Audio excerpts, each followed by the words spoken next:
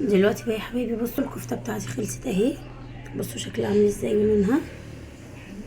بصوا حلوه جدا وطريه قوي قوي قوي وطعمها تحفه. اللي فيها مخلياها طعمها في منتهى الجمال.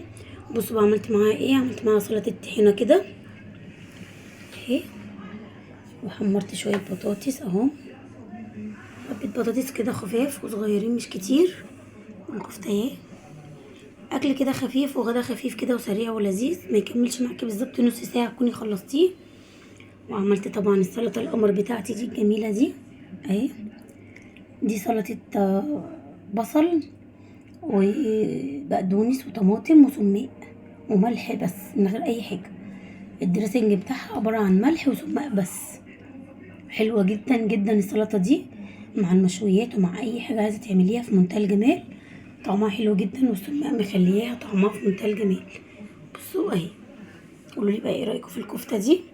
بصوا لو عايزين بعد ما تخلصوها على الطاسه تحرقوا لها فحميه، احرقوا لها فحميه. انا بصراحه ما عملتلهاش كده لان انا بصراحه يعني مش حابه ان انا احرق لها فحميه يعني، بس طبعا هي فحميه بتخليها في منتهى الجمال. فانا ايه حبيت اقصر يعني المسافه على نفسي وعليكم، واقول لكم ان انتوا لو هتعملوها كده اعملوها، عايزين تحرقوا لها الفحميه احرقوا لها.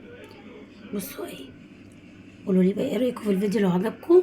ولو عجبتكم وصفه الكفته بتاعتي ما تنسوش تعملوا لايك للفيديو واشتراك للقناه وتفعلوا الجرس وتختاروا الكل عشان يوصل لكم مني كل جديد. واسيبكم في رعايه الله واقول لكم مع السلامه، وما تنسونيش بدعوه حلوه من قلبكم. مع السلامه.